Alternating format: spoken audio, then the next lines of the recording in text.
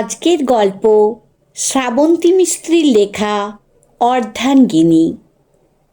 স্বর্ণালীর সাথে আমার বিয়েটা হলো ওর পরিবারের অমতেই।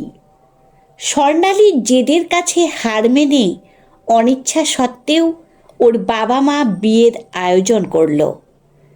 বিয়ের আগে অত্যন্ত বিরক্ত হয়ে স্বর্ণালীর বাবা বলেছিল, নিজের ইচ্ছেই বিয়ে করছো, আমাদের মতামতের কোনো দাম নেই। যখন বিয়ের পর কোনো সমস্যা হলে আমরা আর ফিরেও তাকাবো না, এটা মনে রেখো। স্বর্ণালী তাও শুধু আমাকে ভরসা করে বিয়েটা করে নিল। বিয়ের পরের সময়টা যেন স্বপ্নের মতো কাটতে লাগলো। দুজনে একসাথে উঠে ব্রেকফাস্ট বানাই, টিফিন বানিয়ে নিয়ে যে যার অফিসে যায়। অফিস থেকে ফিরে চলে দুজনের আড্ডা। তারপর একসাথে খাবার রান্না করে কখনো মুভি বা ক্রিকেট দেখতাম, কখনো ব্যালকনিতে বসে দুজনে গল্প করতাম। এইভাবে দিনগুলো বেশ কাটছিল। কিন্তু হঠাৎ একদিন মা বলল, রোজ এত সকালে কেন উঠিস? বৌমা তো ওঠেই। ভালো করে না ঘুমিয়ে শরীরের কি অবস্থা করেছিস বলতো? বিয়ের আগে তো রান্নাঘরে ঢুকতিস না, বিয়ের পরে এত পরিবর্তন। লোকে ঠিকই বলে বিয়ের পর ছেলেরা বদলে যায়, বউয়ের জন্য এত ভালোবাসা। কই, মায়ের হাতে হাতে তো কখনো কুটোটি নাড়িসনি। সেই বিয়ে হয়ে আসা থেকে হেঁসেল সামলে যাচ্ছি, কখনো তোর বাবাকে রান্নাঘরে ঢুকতে অবধি দিইনি। সেদিন আমি বলতেই পারতাম, বাবার মতো তুমি আমাকেও কিছু করতে দাওনি। বলতে পারতাম, ঘরে বাইরে দুদিক সামলাতে স্বর্ণালীর কষ্ট হবে।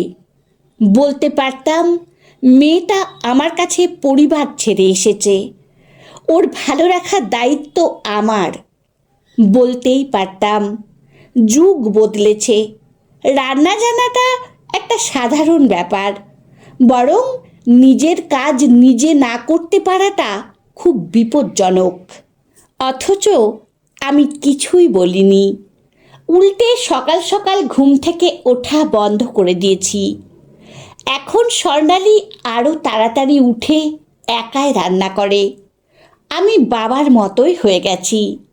ঘড়িটা বেল্টটা না পেলে চেঁচিয়ে স্বর্ণালীকে ডেকেছি। জামা আয়রন না পেলে রাগ দেখিয়েছি নিজের বউয়ের উপরেই। স্বর্ণালীও কেমন যেন বদলে গেছে, চুপচাপ সব শুনে যায়, কথা কম বলে। আমি কখনো ভেবে দেখিনি প্রাণোচ্ছল মেয়েটাকে আমি ভেতরে ভেতরে শেষ করে দিচ্ছি। সন্ধ্যায় ফেরার সময় বন্ধুরা বলে, কিরে সৈকত, রাত করে বাড়ি গেলে বউ ঘরে ঢুকতে দেয় না বুঝি? হো হো করে হাসতে হাসতে বন্ধুরা ঠাট্টা করে। আরে ভাই, আমাদের ঘরেও তো বউ আছে, কিন্তু বৌদির মতো আঁচলে বেঁধে রাখে না। সেদিন আমি চাইলেই হয়তো ওদেরকে বুঝিয়ে বলতে পারতাম, কিন্তু আমার মেল ইগো প্রচণ্ড পরিমাণ হার্ট হলো। আবার সন্ধ্যায় বন্ধুদের সাথে আড্ডা মেরে রাত করে বাড়ি ফেরা শুরু হলো আগের মতোই। বোন এসে বলল, ভালোই তো বৌদির সাথে রোমান্টিক পোজ দিয়ে ছবি তুলছিস আজকাল, আর আগে আমি একটা সেলফি তুলতে চাইলে মুখ ঘুরিয়ে নিতিস। বাবা, কত বদলে গেছিস রে দাদা তুই। কই, বড় বৌদি তো এত ছবি তোলে না। সেদিন আমি বলতেই পারতাম, কেন তুই তোর বরের সাথে ছবি তুলিস না? ছবিতে তো ফেসবুক ভরে থাকে। এসব কিছু না বলে আমি স্বর্ণালীর সাথে ছবি তোলা বন্ধ করে দিলাম। কিন্তু ছবি তুলতে স্বর্ণালী খুব পছন্দ করত। আমি ধীরে ধীরে বিয়ের আগের জীবনে ফিরে গেলাম। পরিবর্তন করলাম না আর নিজেকে, কিন্তু বাবা মাকে ছেড়ে আসা মেয়েটার জীবনে বিশাল বড় পরিবর্তন ঘটে গেল। মানিয়ে আর মেনে নিতে নিতে সে নিজেকে আমূল বদলে নিল। বিয়ের আগের আমি আর বিয়ের পরের আমির মিল না পেয়ে সে ক্রমশ গুটিয়ে নিতে শুরু করলো নিজেকে। মাঝে মাঝে স্বর্ণালীর সাথে আমার ঝামেলা হয়, স্বামী স্ত্রীর মধ্যে যেটা খুবই কমন। স্বর্ণালী বলে, এসব ঝামেলার মধ্যে পরিবারকে ঢুকিও না, নিজেদের মধ্যে তো ঠিক মিটে যাবে। কিন্তু বাড়িতে বললে একে অপরের পরিবারের কাছে আমরা দুজনেই খারাপ হয়ে যাব। কিন্তু রাগ হলে আমি থাকতে পারি না, মাকে সবটা বলে দিই। স্বাভাবিকভাবেই মা আমাকে সাপোর্ট করে, স্বর্ণালীকে কথা শোনায়। আমার মনে হয় কেউ তো আমার পাশে আছে। কিন্তু স্বর্ণালী নিজের বাড়িতে বলে না কিছুই, বললে ওর বাবা মায়ের চোখেও যে আমি খারাপ হয়ে যাব। হয়তো তারা মেয়েকে রাখতে নাও পারে আমার কাছে, এটা আমি ভেবে দেখি না।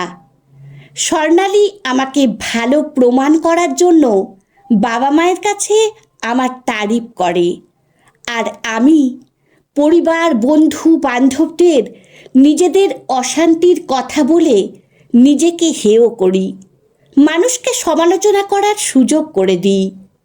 আমি এটা বুঝি না, স্ত্রী তো অর্ধাঙ্গিনী, সে যখন আমার, তার অপমান তো আমার নিজেরও অপমান। স্বর্ণালী বোঝাতে বোঝাতে ক্লান্ত হয়ে আর কিচ্ছু বলে না আমাকে। বিয়ের 2 বছর পর আমাদের ছেলে হলো। সন্তান সম্ভবা অবস্থায়ও অফিস গেছে মেয়েটা। সে চেয়েছিল স্বাবলম্বীভাবে জীবন কাটাতে।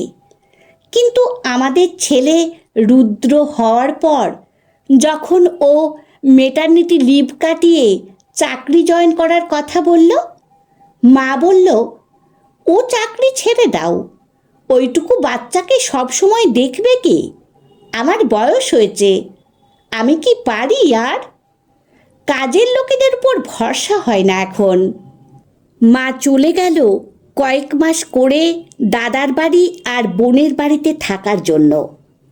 বাধ্য হয়ে কর্পোরেট অফিসের চাকরিটা ছাড়তে হলো স্বর্ণালীকে।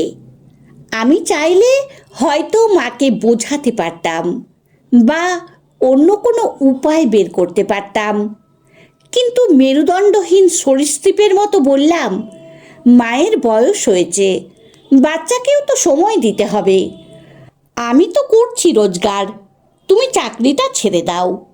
স্বর্ণালী সংসার সন্তানের জন্য ইন্ডিপেন্ডেন্ট উইমেন তকমা বিসর্জন দিয়ে হাউসওয়াইফ তকমা গ্রহণ করে নিল অবশেষে। পুরো দমে সংসার আর বাচ্চা সামলে শাশুড়ির সেবা করে ভালো বৌমা হওয়ার প্রাণপণ চেষ্টা শুরু করল সে। যদিও দিন শেষে শত চেষ্টার পরেও সে ব্যর্থ। এইভাবে 5টা বছর কেটে গেছে। ছেলে স্কুলে ভর্তি হয়েছে, মা এখন অসুস্থ। হঠাৎ একদিন আমার প্রচণ্ড জ্বর হলো, কাঁপুনিতে সারা শরীর বেঁকে যেতে শুরু করলো।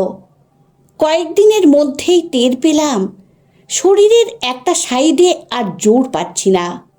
ডাক্তার বলল টাইফাস ভাইরাসের কারণে এই প্যারালাইসিস।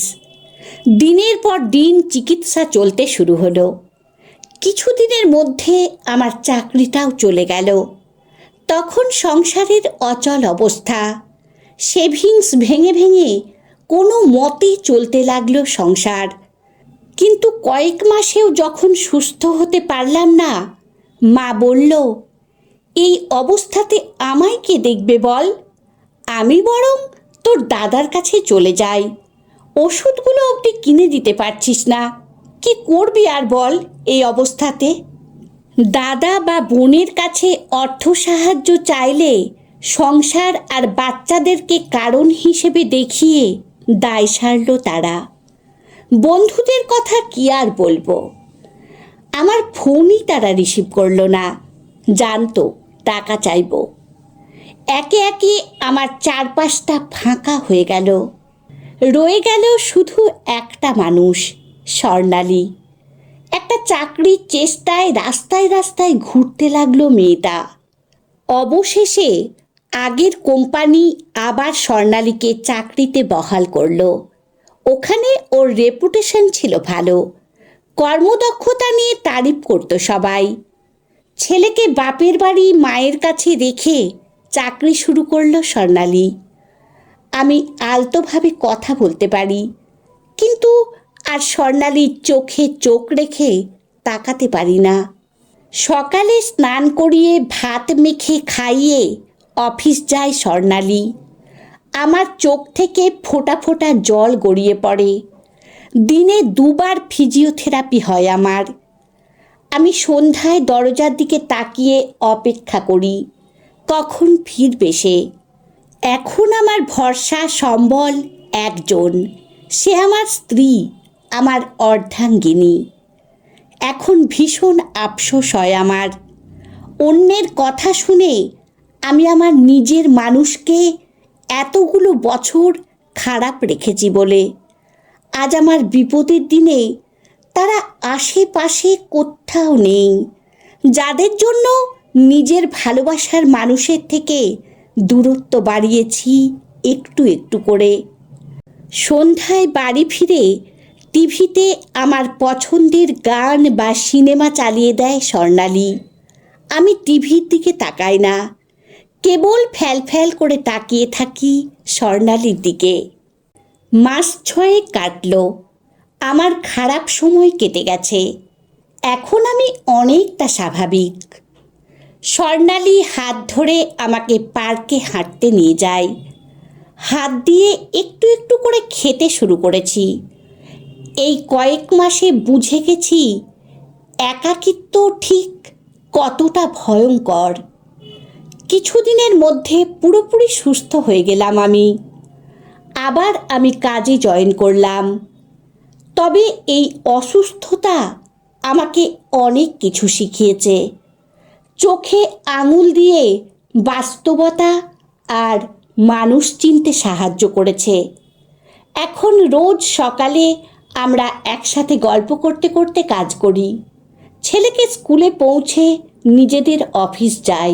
স্কুল শেষে স্কুলের বাস নামিয়ে দেয় ছেলেকে ওর মামার বাড়িতে। ওখানেই খেয়ে বিশ্রাম নিয়ে টিচারের কাছে পড়ে রুদ্র। আমরা অফিস থেকে ফেরার পথে ছেলেকে নিয়ে বাড়ি ফিরি। কখনো 3 জনে ঘুরতে যাই বিভিন্ন জায়গাতে। ক্লাবে যেখানে আগে আড্ডা দিতাম রোজ, সেদিকে আর ফিরেও তাকাই না। এখন আমার কাছে সবচেয়ে গুরুত্বপূর্ণ পরিবার। মা আবার বাড়িতে ফিরে এসেছে। তার বক্তব্য, তার দায়িত্ব নিতে অস্বীকার করেছে বড় ছেলে। এখন মাকে দেখাশোনা করার জন্য একজন আয়া রাখা আছে বাড়িতে, সেই মাকে দেখে। রোজ রাতে খাবার মাখিয়ে যখন স্বর্ণালী মাকে খাইয়ে দেয়, কাঁদতে কাঁদতে মা বলে, আমার নিজের মেয়েও আমার জন্য এতটা করেনি। আমার মনে হয় অসুস্থ না হলে আমি হয়তো নিজের ভুলটা বুঝতেই পারতাম না। আর স্বর্ণালী নীরবে সহ্য করতে করতে একেবারে শেষ হয়ে যেত একসময়।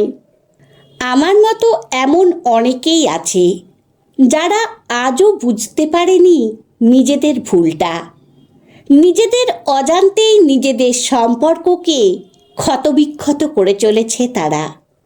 জীবনের শেষ সময় বার্ধক্যতে বাবা মা ভাই বোন, এমনকি অনেক সময় সন্তানরাও সাথে থাকে না।